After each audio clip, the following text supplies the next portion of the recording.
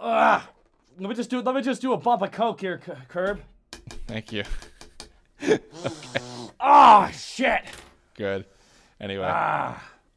Okay, here we go. This is a Kirblog all about Final Fantasy VII. Oh, you said it was One Punch Man, Curb. 101. Hi, welcome. You said it was One Punch Man, you piece of shit. Oh, you lied God, to I'm me. sorry. I'm sorry. God I'm damn a it, dirty, Curb. disgusting piece of shit. Welcome, everybody. I'm joined by Takahata 101, Curtis Arnott. You say that with an accent that's concerning for TSA. Takahata 101. I'm just trying to be sensitive to your heritage. I am white. From the country of Team 4-Star. Yes, where of the nationality of a Burging. This is the dying place of white people. Yeah, the internet? No. I mean... No, Canada. Oh, no, Vancouver's nice. Well, you just moved to Vancouver. No, and you see, white genes are recessive, so we keep breeding with other ethnicities, so we're slowly breeding ourselves out of existence. Oh, you're destroying all of humanity slowly, yes. It is about time, I think, honestly, that we get rid of white people. This is the grade A comedy you can expect from Final Fantasy VII Machina Burge. We haven't really covered ethnic cleansing yet, but I feel like we've done it enough in DBZA. Well, Otaka, I brought you on with this one because I'm not even gonna have a question on the fucking screen because the topic for this one is my entire Twitter, Facebook, every Tumblr, every fucking social media orifice on my timeline everywhere for the last like 48 hours has been, oh my fucking god, you predicted the future about Cloud being in Super Smash Brothers. Oh man, holy shit! What a surprising revelation! How is it that the best, arguably most well-received Universal Fighting game sold to not just fighting game fans, but casual fans, would contain one of the most popular RPG protagonists of all time? How? What a fucking surprise, huh? Didn't see that one coming! Especially with FF7, the remake. Oh, fuck off. This is not surprising at all to me. At all. This is just money. Why? The fact that this doesn't happen sooner is beyond, like, why? Like, people are like, well, why not Celeste from Final Fantasy VI? Wanna know why they wouldn't put Celeste in? Wanna know why? Because everyone would go, oh, fuck. But if it was Cloud, I'd buy it. Are you gonna be okay there, buddy? Oh, I'm fine. I'm just anyone who acts contrarian or acts surprised to this. I'm just like, fuck off. This is a good money deal, and anyone who bitches about it. Okay, just to give context about this, and I don't know if you even. I'm sure you don't. Yeah.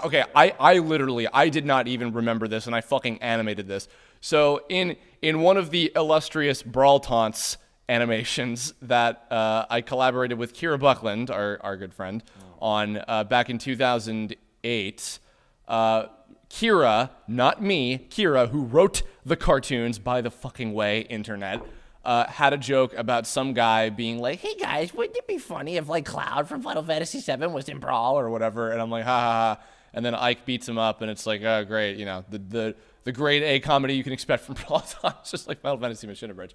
And fucking everybody was like, oh my god, you predicted the future, I'm like, first of all, I didn't write the fucking joke. I did not write the fucking joke. I didn't write any of them. Write jokes. So I don't. No, I'm not very good at that. I don't write. Period. Frankly, I animated the Brawl Taunts cartoons. I did not write them. Kira Buckland is the psychic here. So all of you, please direct your fucking like adoration and profit shit to her because she's the one who did it. I truly, I'm not to pin this on her, but like. I don't want to take any credit for a thing that is not directly my goddamn responsibility. So. Be careful who you throw under the bus, because you might grab your leg and drag you under with her. You understand that, right? Well, no, it's okay because she can find Mew under the bus, because she plays Pokemon competitively, so like she knows how to like get Mew and then use HM cut. Who else you can play competitively now? Cloud and Smash.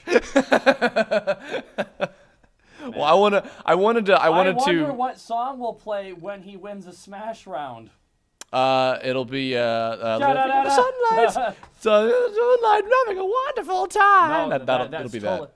My first reaction was I'm like, oh man, Kirby's gonna have Cloud's hair. That was my first reaction. I'm like, that's true. That is true. Yeah, that's gonna be great. And the best part is because they have the alternate outfit. the Advent Children design, which is cool. They tossed that in there. I don't know. I think it's a little bit try hard, but that's just Advent Children. Well, it's just having it as an alternate is like, oh, that's cool, you know, like just to have both. I mean, if you had to give him a costume, why not give him a dress? That's what everybody wants. Although part of me doubts that they will do that, but it would be amazing if they did. You know what? You never know what it might be demanded. Also, we were tempted to actually just do one of those like cloud swings in, or like where they do those those Smash announcements and they have a catch. Oh yeah. They had that for the trailer. Ours was gonna be Thunderhead blows expectations. Well, I on that note, on what a note it was, because I wanted to, the question I was getting was thoughts on Cloud being in Smash Brothers, but I wanted to extrapolate this further to thoughts on Final Fantasy VII, and I felt that fittingly, as you have been doing Final Fantasy VII Mission Burged on the Team 4-Star channel, and also, as fate would have it, I also just died in the most recent episode. Yeah, you did. You died on a good joke, though. Be happy about that. I did. I thought I was considering Jesse's voice hot. And I don't think Jesse's voice is hot, but I do think that Jesse's voice is hilarious because she cracks me up. Casting Jesse is like a safe bet in any situation. Yeah, more or less. Yeah. I was myself, Chris Zito of Parody Rangers, and Jesse Nowak, who's Hyperlinks and Tome. The three of us got to play Biggs, Wedge, and Jesse, ironically, from Avalanche. And all three of you from New York. Yes, actually, which was really cool. That's kind of led by Barrett, played by the great Anthony Sardina. Mm-hmm. Also a safe bet to cast. Yes, absolutely. Antfish is Barrett. Fucking duh. Consult the flow chart. Cast Antfish. It always ends with kiss cast Antfish. More or less. Well, I guess first of all, I mean, like, obviously, I'm sure people probably already. Well, they know who you are for one thing. You were last joined me on the study of Goku Kirblog from, I think, earlier this year, possibly. Was that? Yeah, maybe. I think it might have been earlier this year, like a long time ago. Last 2 years were kind of a dream for me. Were they? Yeah, a little bit. Was it a good dweem? No, a good dweem. Actually, it was a lot of isolation actually for 2 years. Oh. No, it's fine. I moved out on my own. I'm doing my own thing now. But yeah, continue. That's okay. Well, you start. Well, Final Fantasy VII Machina Bridge has been kind of in the works for a really long time because. Yeah. At least a solid year by this point, I think, right? Last summer's kind of when I put together the pitch. Then we wrote out a pilot script in the fall. Then it kind of hit a production snag for a few months. But then after that, Antfish was added as a co-writer for the rest of the series and a project manager for it to help manage it, as I also had Team 4-Star duties. So summer 2014 was when you started on it, the first initial steps. There was a good 4-month delay in the middle of that year. Okay. We actually started writing the scripts around January though, and you wrote like all of quote unquote season 1 in one big batch. Yeah, we did. We wrote it. I think we started at the end of January and we rolled through February. I think the beginning of April is when we. I think so, beginning of April or beginning of May is when we wrapped it because there would be sometimes a week between that because we were also scripting DBCA. Of course. At the same time, also had the convention tours and stuff, so there'd be massive scheduling issues and that kind of stuff. I know we started recording in May, and we recorded almost everybody over the course of 2 weeks, and then I actually flew out to Toronto and we sifted through all the lines. That was fun, and I worked with Anthony directing me at Xander Mobus and Bosco's place. So. Me and Adfish, we kind of I kind of. We co-directed. There's no real way of mincing it. I think I was he's just fantastic. He's worked with a lot of talent and stuff, and he's worked with tons of directors. So he gave invaluable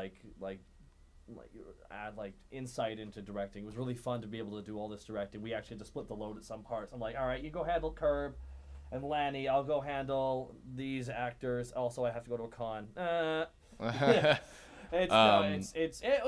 We work together as a team, and that's the important aspect of that. So does he also know the game fairly well? Like, has he played through 7 as well? He actually has just finished beating 7. I'm pretty sure actually. Oh, okay. He has a fair amount of knowledge about the game, but he himself's more of he's more of a scene by scene writer. Mm-hmm. I'd say out of the two of us, I had a bit more knowledge, but now that he's gotten well versed in it, actually, now he knows a lot about that stuff. I remember we were actually reading together into the prequel stuff with Crisis Core, and we're just like, oh my god, we were rolling our eyes at some of the terrible writing in the other games, because there was a prequel before Crisis which was called Final Fantasy before Crisis, and it was it the cell phone game? Yeah, I think, right? It had like a full essay explaining the story and how Avalanche was actually started secretly by Rufus on the side with like another person who he was in love with, but then she died. It's all this complicated like corporate espionage, and then it tracks into Crisis Core, which gets really anime.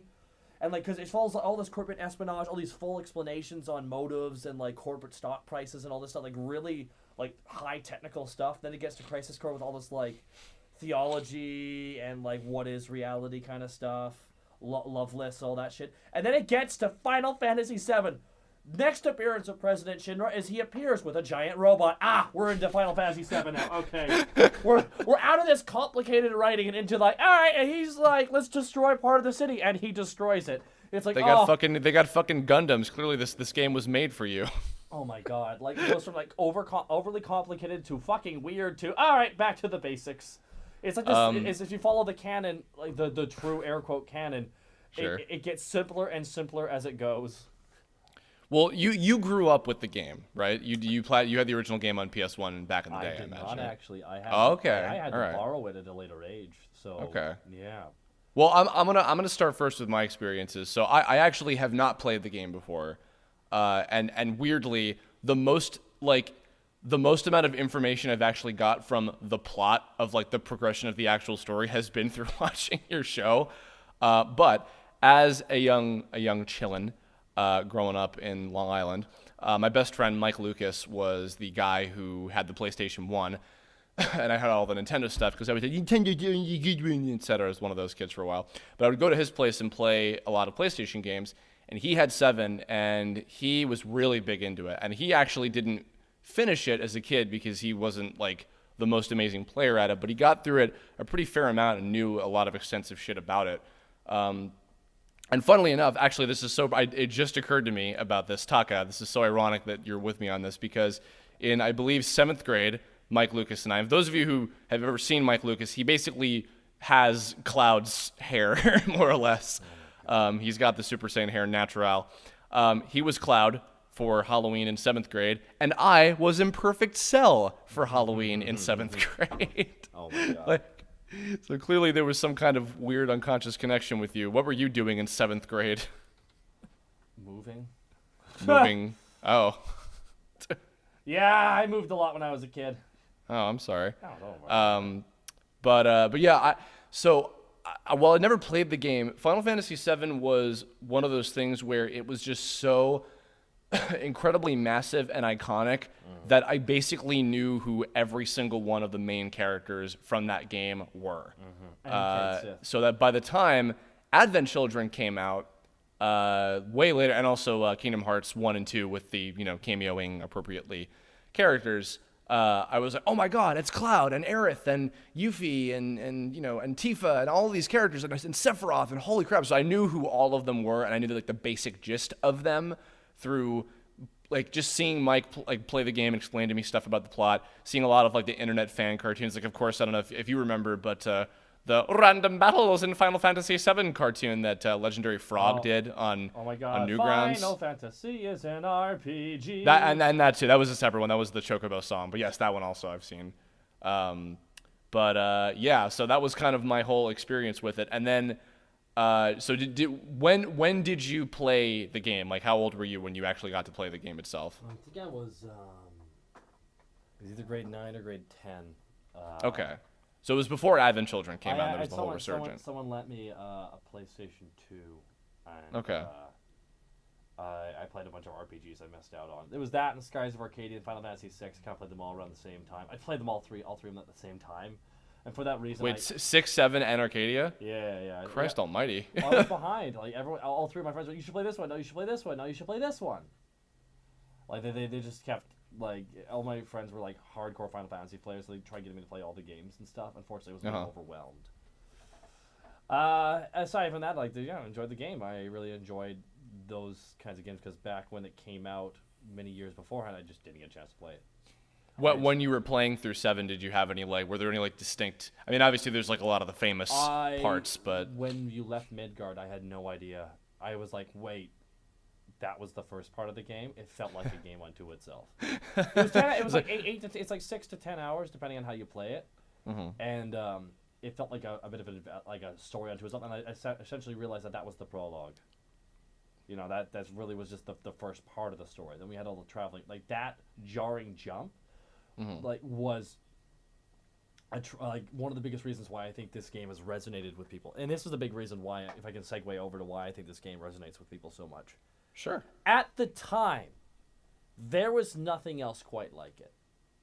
In video games, absolutely not. No way. Not only was it a Final Fantasy game, which were very popular, it created a 3D world. Other games had as well. I know, I'm well aware of that. But it came along and did it. It created very memorable characters, had a very unique style to it, was very different from the rest of Final Fantasy. I believe it was the first one, I could be wrong about this, but I believe it was the first main series Final Fantasy game that Tetsuya Nomura did the character designs on. I do not know if that's true, but I believe it was, obviously he went on to do Kingdom Hearts way later, but I believe that was his first one. That may be the case. Yeah. Because he does like giant feet.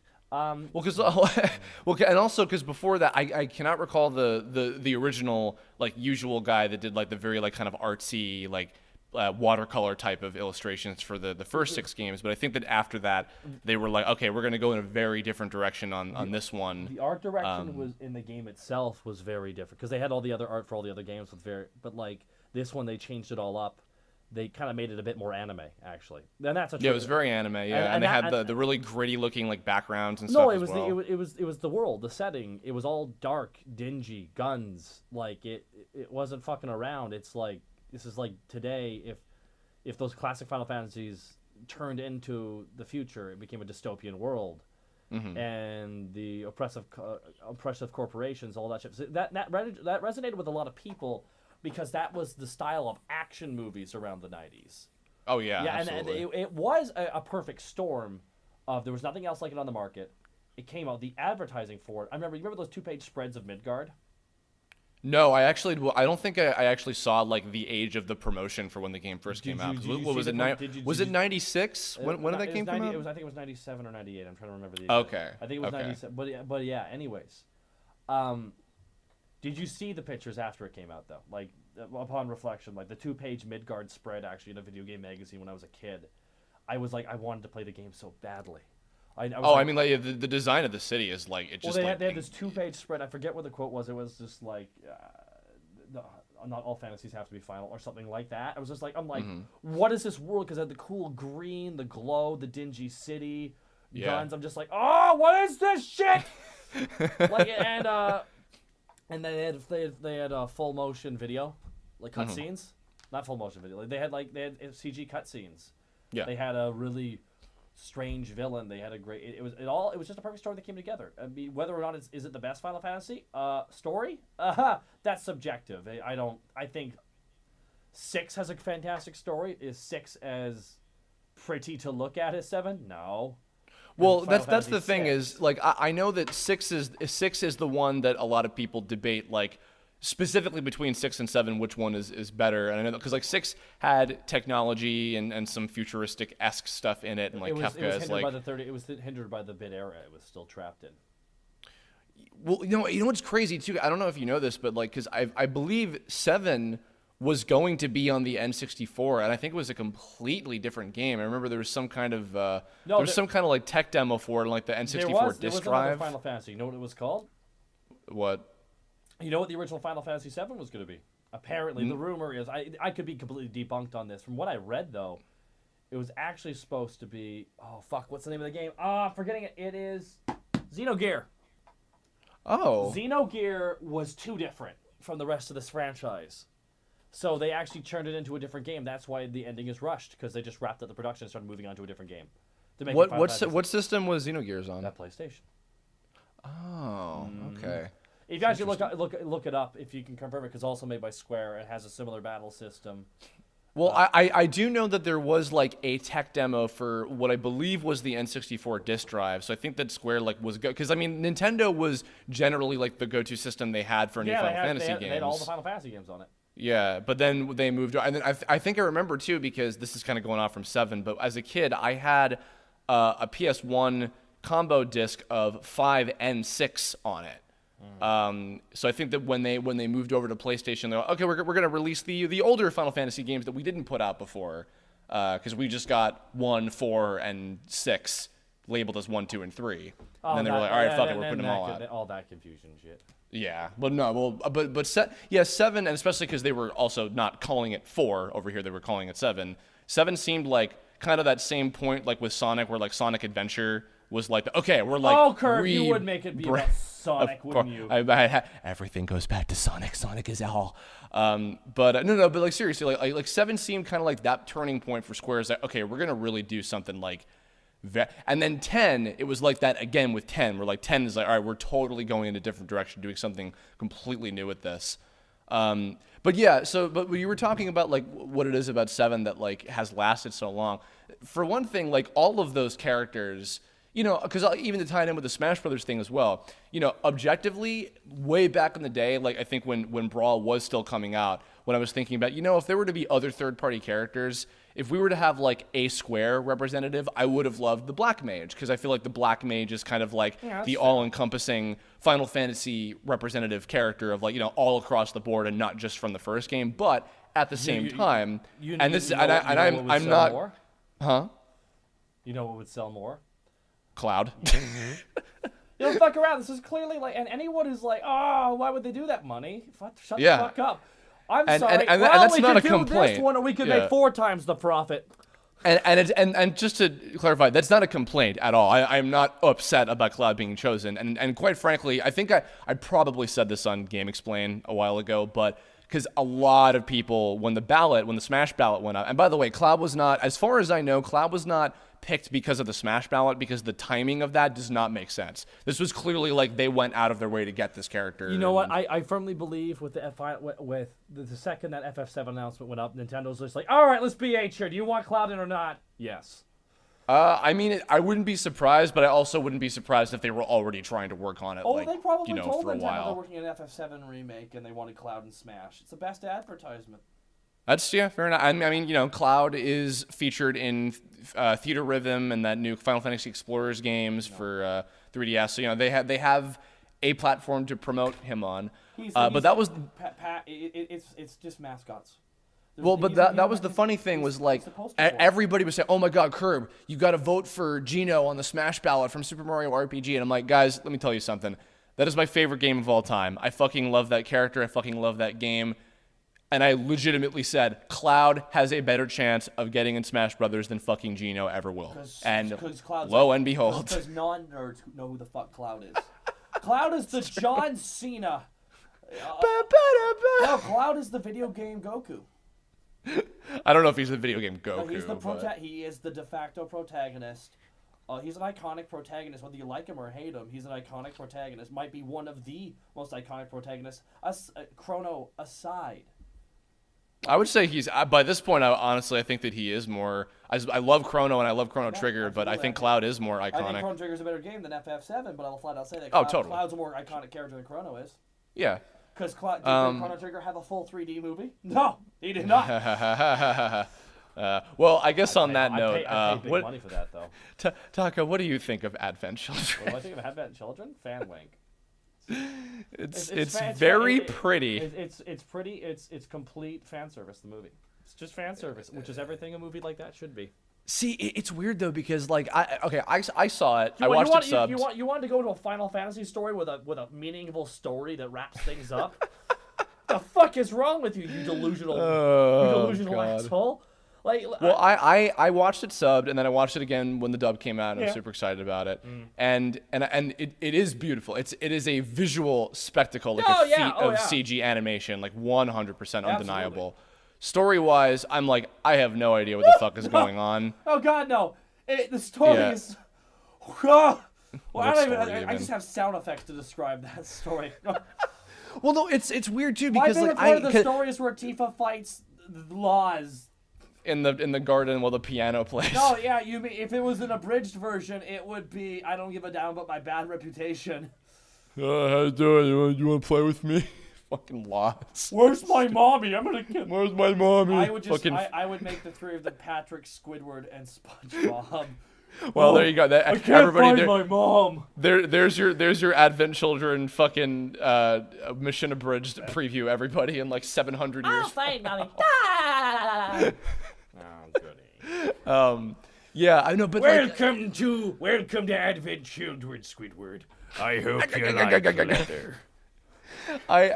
Friends I knew that were like big into Final Fantasy VII and knew like really all the ins and outs of the story. Even they were like, I don't know what the fuck that movie was about.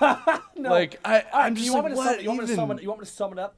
I can create summed up versions. All right. So the point is, Sephiroth, the one in the game you kept seeing as he walked around, wasn't actually Sephiroth. What he could do was possess his dead mother's corpse.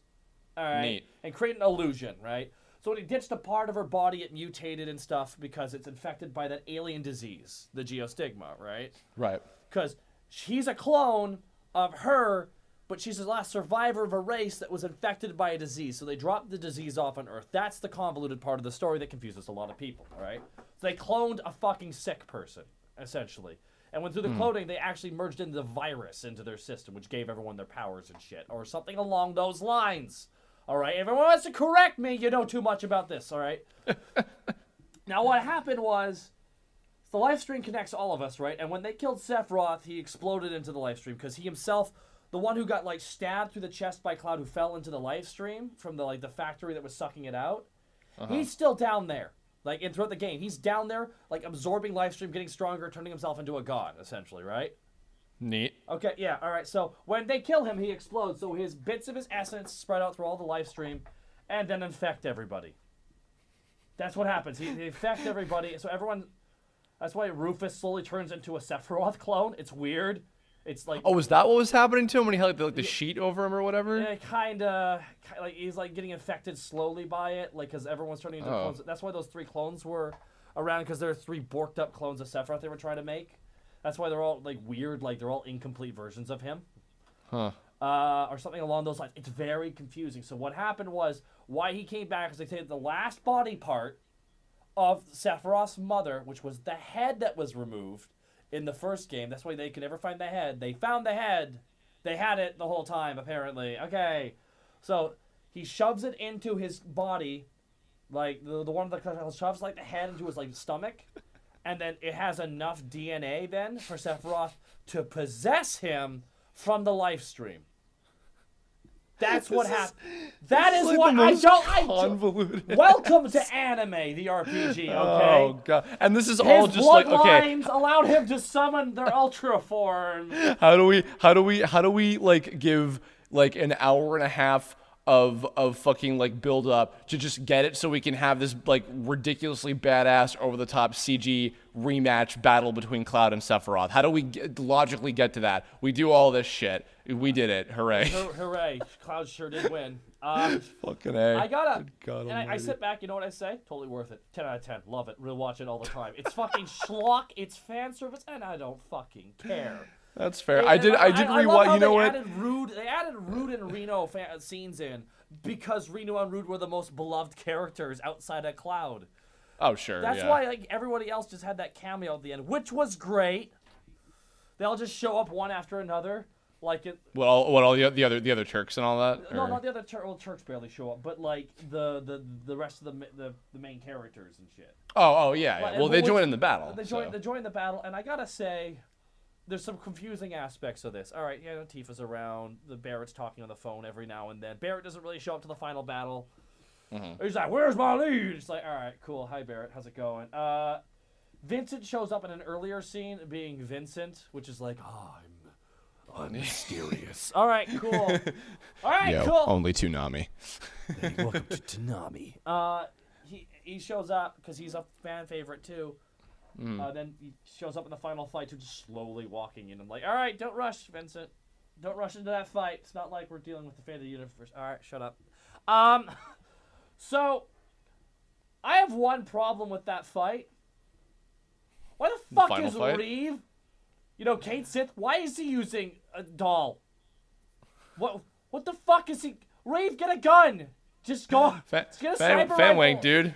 Fan wank. I know, like you said. it's all fan wank, but like that one is the most like, come on, Reeve, you're in town. He's on a computer somewhere with like motion controls. Oh, jeez, I'm helping.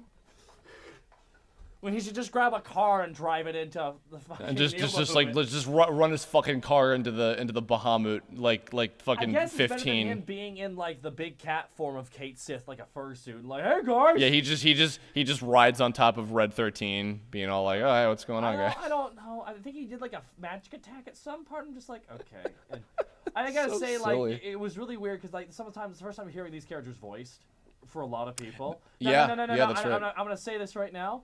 I love Liam O'Brien, but it was so weird hearing him as Red 13.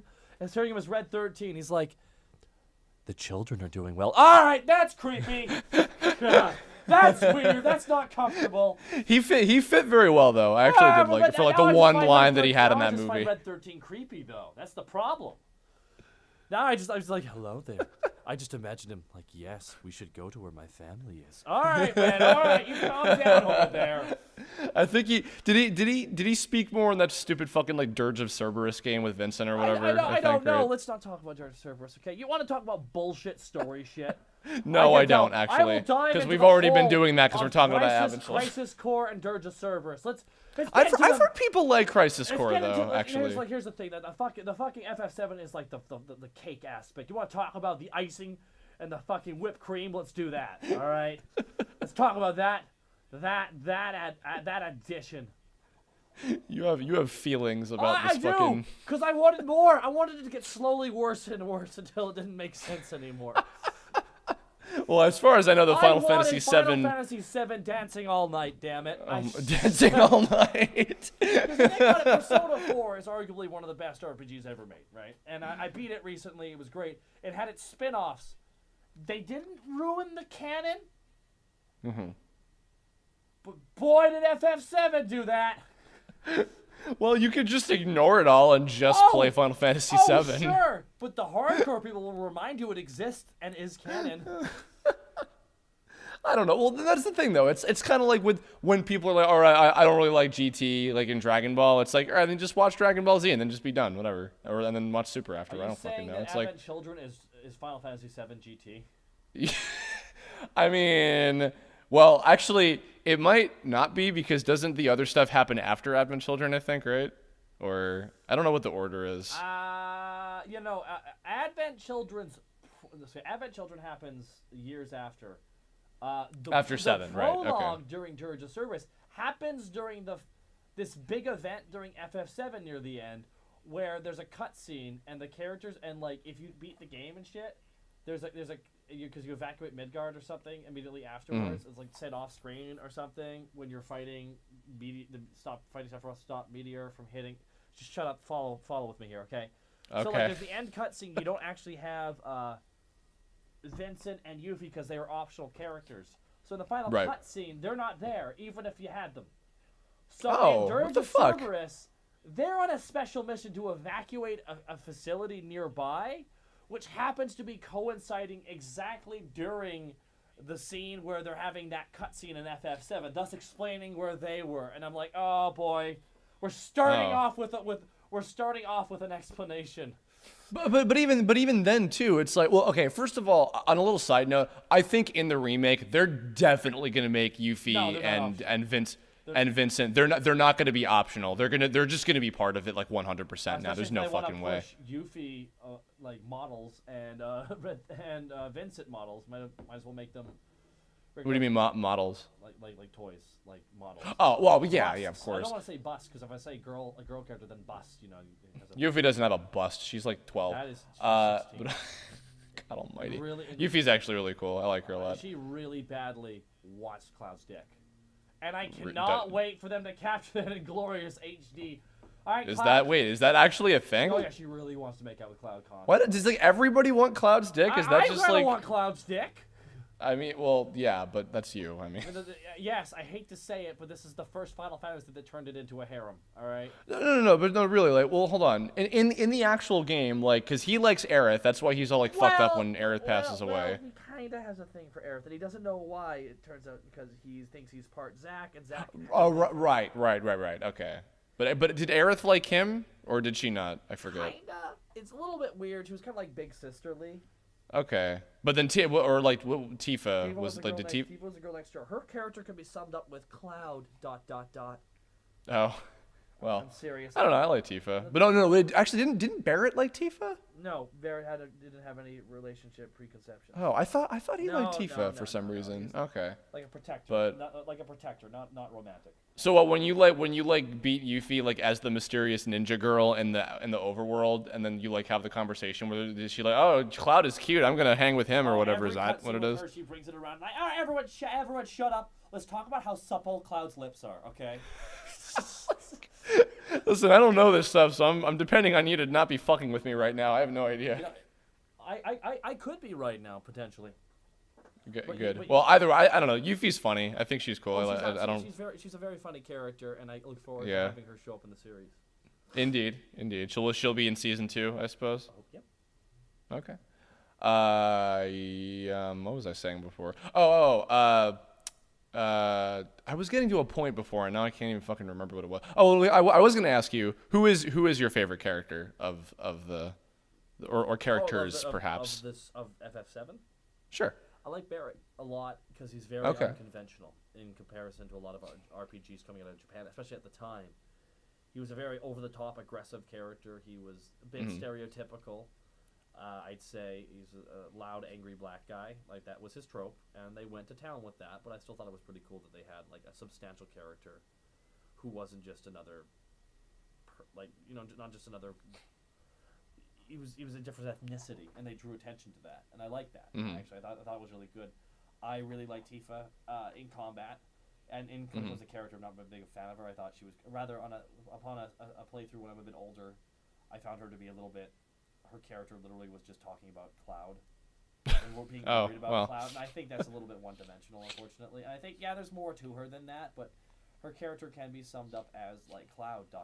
That's a good summary of her character because so many. I like to think that Tifa just as like in some ways Sephiroth is like the devil on Cloud's shoulder. Tifa is like the angel on Cloud's shoulder in a way. Actually, Aerith was the angel on the shoulder.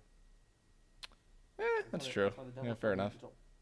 She was like she's the girl next door trope. Is what she was, unfortunately. And as well, I am a fan of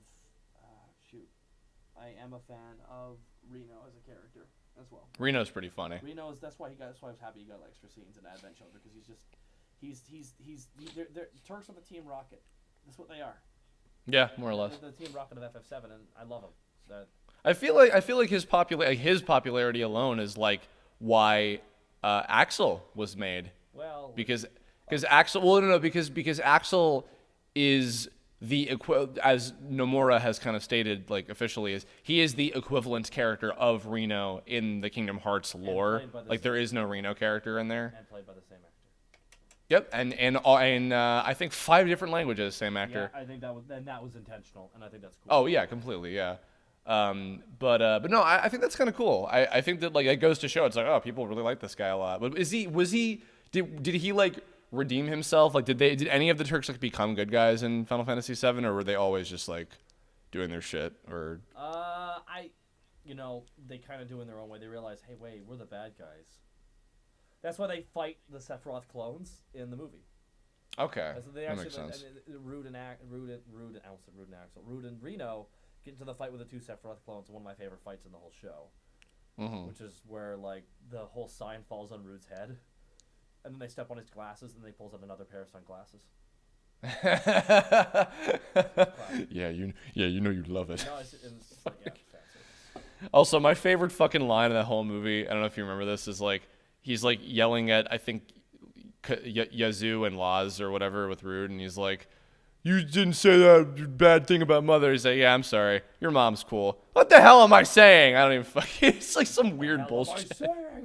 Yell at him. And then also I remember, what's that part where like Tifa is like consoling Cloud and he's all like, and she does like the dilly-dally, shilly-shally thing, and Reno's like, I think she's trying to tell you to stop fucking around and just man up and do something already. It's like, thanks, you're good. You really... on the note of Cloud... Let's talk about Cloud for a minute. So, Cloud is a character that I feel didn't start a particular trope, but he definitely popularized it, like for both video games and anime, with having, you know, you think of also characters like, I don't know, like Sasuke or, you know, characters like that where they're just like, no, I can't. I just... stoic hero with issues. Sure. And I feel like a lot of people associate that sort of personality with Cloud now because in all of the like later games, he's like that because he's like that because of Aerith dying, right? Like, because it's just like fucked him up so badly. That also, he has no identity. He made up an identity because he didn't like who he was. That's also vague, but. Yeah. Well, but those two things combined, it's like he's genuinely, which is kind of deep and actually even kind of relevant to, you know, a lot of stuff happening today. It's like he's genuinely lost. Like, he's fucked up in the head, very much so. Yeah. But so many, and I know in the beginning of the game, he's much more like, you know, kind of like go-getter, like, you know, we're going to take on the world sort of personality because he's, you know, he's emulating Zack's whole sort of like, yeah, like bro-y kind of thing, right? Which I'm very curious about hearing, because I know that they're going to bring back the voice cast for the remake. I'm very curious to hear Steve Burton's, like, more energetic take for Cloud. For when he's not like... I will personally say I'm terrified to hear it.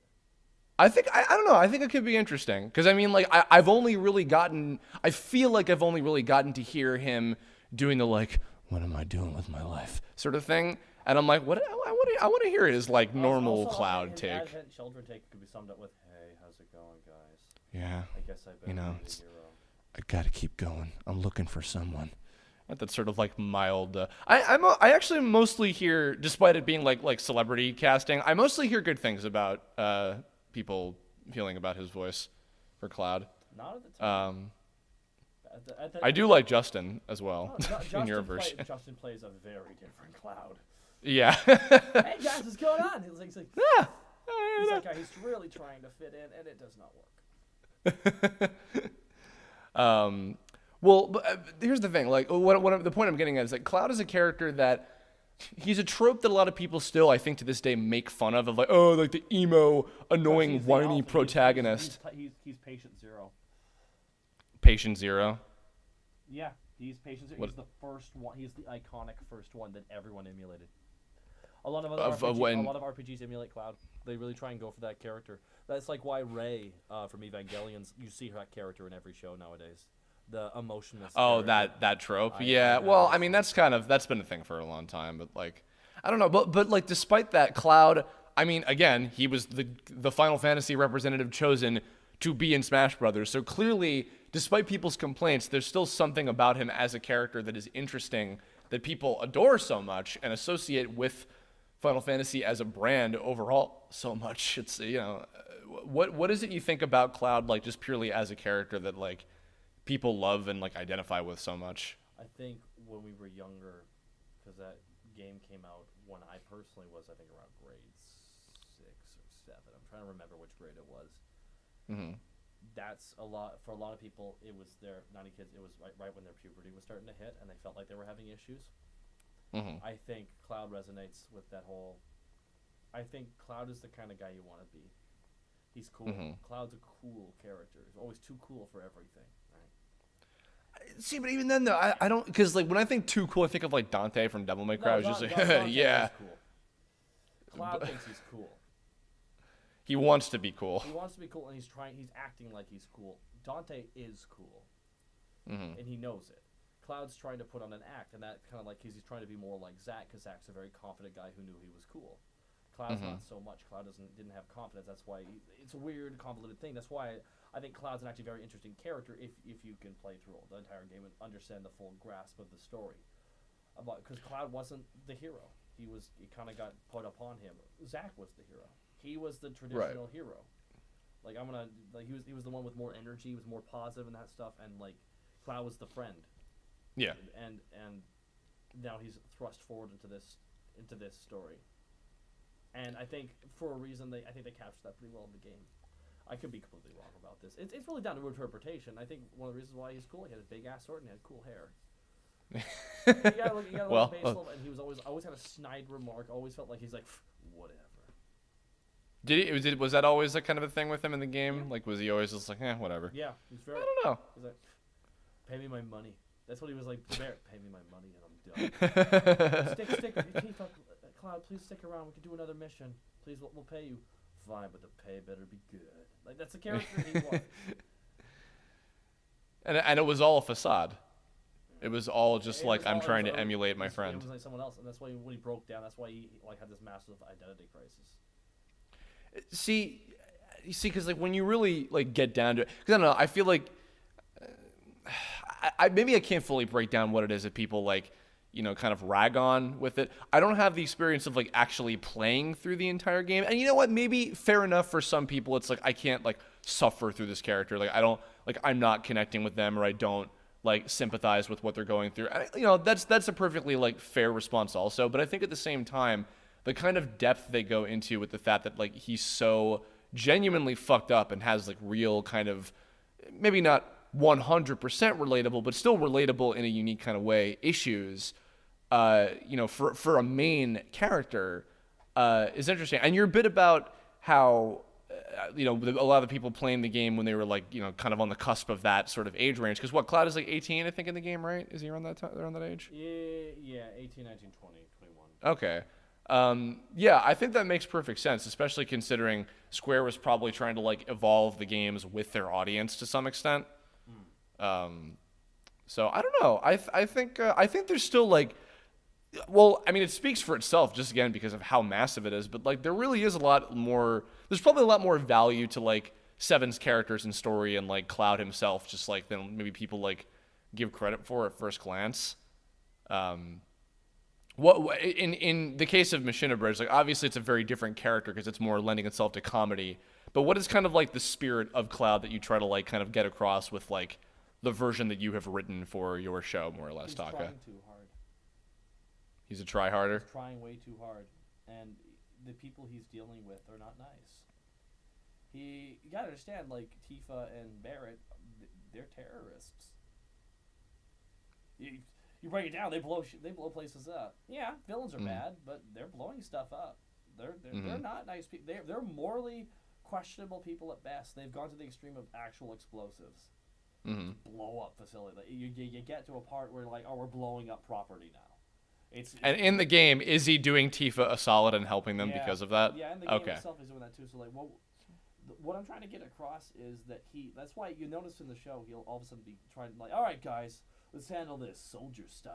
Like he'll try to be really cool for a second. He's like, hey bud, why don't you leave the girl alone? He's being something he's not. He's trying too hard, and then he falls flat on his face. Like, oh, why don't you shut the fuck and mind your own goddamn business? All right, I'll banter with you, and gets schooled by Reno. He's like, I'm not that good at this. Oh, damn it, and he feels sad. When in reality, though Reno might be like a touch more experienced, he is also trying too hard. Oh no, Reno's such a blowhard that he's able to get away with stuff. Like he says what he believes so confidently that it completely bulldozes Cloud's full confidence. Like in the end, like Cloud in the game is like an edgy, cool guy. That's what he is. I mean, breaking it down, he's a very complex character, and you learn more about why he is the way he is as the game proceeds. In our version, we wanted to start him off as a little bit more malleable, and he toughens up because he feels like he tries to be cool, but it falls flat on his face. So with the next season, we have a direction in the way. We want to make him a bit more aggressive and like put up with people's crap a little bit less. Because the thing is, you can't. Starting a character off as an edgy, cool guy would be like, whatever. Having Cloud be the straight man would be terrible in a comedy. That'd be really hard to do for a while, in my opinion. Or rather, I wouldn't want to write it that way. Yeah, someone could do it, by all means. It's just not how I want to write it. Well, you want to have a main character have like enough range to like play with, I suppose. I want the characters to grow and change. I want Barrett in the next season to relax. I want Tifa to stop being as aggressive, and I want Cloud to get more aggressive almost. Because after all the events of everything that happened, Cloud's like, you guys treated me like crap, so now I'm stuck with you. So let's deal with this. You're not gonna be pushing me around as much anymore. Also, now we have like 7 other people fucking following us around. No, it's true. So Cloud has to be kind of the de facto leader. So he's got to be a bit more of a cynical douche. He actually becomes the edgy cool guy, slowly, not starting that way. He slowly becomes that way. Then Aerith dies, and then he crashes and burns because he gets too cynical. Yeah. And that's what causes her to die. but I won't spoil. Well, especially with full circle Kira Buckland, who you couldn't have a more perfect Aerith, more or less. Really, yeah, she was the only person precast. Yep. Yeah. I had her air quote audition. It wasn't an audition. I just wanted her to slate test it. Yeah. That's when you know you're in love. Yeah. Well, I guess kind of to start wrapping things up here. What to be excited about regarding Final Fantasy VII stuff in the future. I am looking forward actually to playing as Cloud in Smash because, as with many of the other characters, it looks like they've stayed very true to his abilities and his specialties and different sort of quirks from the game that he comes from. The Midgar arena looks really sweet too. Oh yeah, with the summons and everything as well. Yeah, that shit's awesome. Sephiroth to be added to the game now. Yeah. And maybe we'll get a trophy. I hate to be that guy, but Barrett or Tifa need to be a summon. What an assist trophy? An assist trophy at least. I mean, I'd love Tifa and Barrett to be in the game. Legitimately. The most unfortunately, the most we've gotten as extra material alongside a DLC character has been a trophy. We got a Ken trophy for when Ryu came out. It wasn't an assist trophy, just a collectible trophy with like the description. And we get Mii Fighter outfits. So I guarantee you, because they have revealed that we're gonna get the Chocobo hat. We'll probably get like Black Mage and like maybe some of the other. Yeah, you get all the Chocobo. They even showed the Chocobo hat too. Mughals and then like Cactuari and stuff like that. Like sure, other characters Cactuar summon. No. I like for Mii Fighter outfits. We'll definitely get that stuff. Assist trophies and stuff like that. I don't know if we'll be lucky enough, unfortunately. But having Cloud, I guess that's kind of a little addendum to like because I just did a Did You Know voice acting episode about Smash Brothers. Yeah.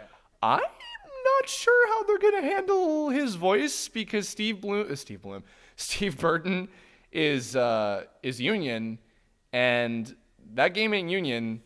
So I've mentioned to you in private that I think they might switch up the cast, but that is honestly gonna be down to we'll see what happens. Yeah, I mean, I think for remake, which I'm also excited about, if not to play, just to even see. Oh, yeah, I do think that they're going to keep everybody, like for the most part, that they've had consistently, because it just seems like weird to switch them out now all of a sudden. But for Smash specifically, it's because it's like a lot of people were theorizing, oh, they'll probably just recycle some Dissidia clips or something, but it's like they can't do that because that's Union, and they can't just recycle clips like that because it doesn't work that way. Nope. So. I do wonder, but then again, I mean, in Brawl was non-union. They had Hey Bear come in and re-record Ryu. That's but Street Fighter was non-union, so, but believe it or not, but then again, also for Brawl, they somehow were able to make an exception for all the Metal Gear Solid actors that came back, so maybe they'll figure something out. So. It's more or less, let's not impede this with a bunch of needless like paperwork and stuff. This is just a small cameo. Sure. Like I'm happy when they do stuff like that. It's just it adds a level of coolness if you can keep the original cast. Of course, yeah. Do you have Smash on Wii U or 3DS? I have it for 3DS. I do not have it for Wii U. Okay. Well, I'm hoping they'll put Midgar in the 3DS version also. No, Hopefully. They probably will. Yeah, hopefully. 7 Remake. I'm looking forward to for sure.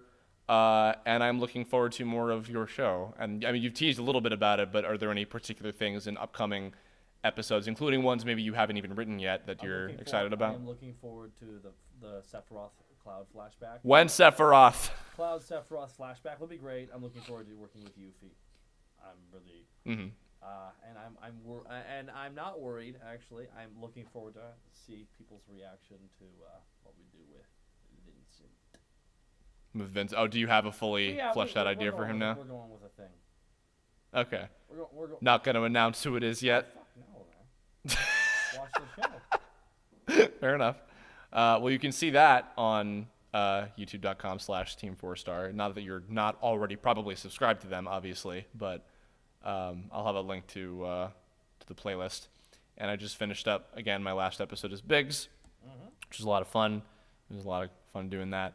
Anything else you want to plug? Kahara 101? No. Unplug. Please watch FF7 Machine Abridged. Definitely check out where we actually just started the TFS plays DBZ games. We just got through Dragon Power. It's hilarious. Oh, such a great game. It's pretty great. No one ever commented on the comment I made. I think this game is set up for DLC. All these like quiet.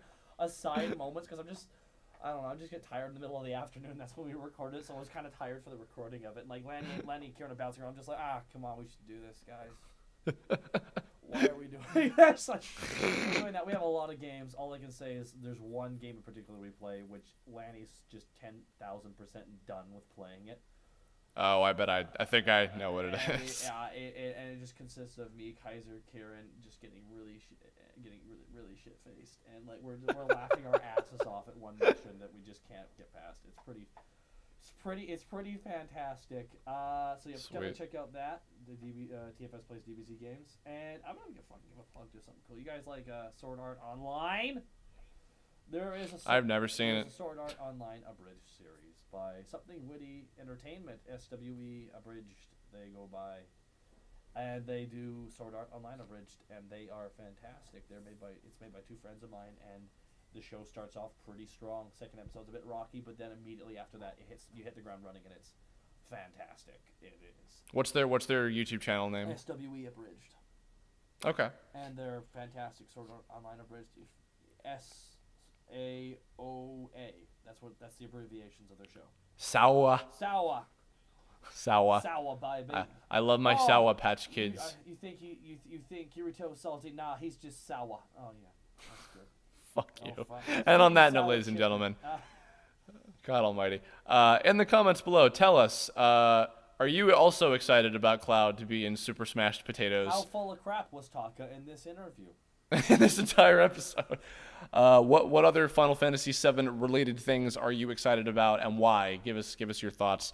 Go check out all of Taka's stuff that he plugged before. I'll have links to all that in the description. And if you have future ideas for other Kirblog topics, leave a comment about that too. I believe that my next Kirblog will possibly be my top 10 South Park episodes, as by the time this is out. On that one, and I've watched the whole series. Well, fucking, I'm sorry, but I'm not though. You know what the best episode is? What? Scott Tenorman Must Die. It's a good one. I could talk all day about my favorite. He eats his own parents. Oh my God. Well, I'm gonna be doing that later without you, so there. Look forward to that. But if you have suggestions for future Kirblog topics, leave a comment about that or hit me up on Twitter, Tumblr, Facebook, blah blah blah, all the usual shit. Taka, thank you for joining me. Alrighty. End this with a Final Fantasy VII related catchphrase of some kind. Oh, from FF7 or FF7 Man? Yes. Either, any, whatever you want, baby. Don't fuck up. Drop the bass.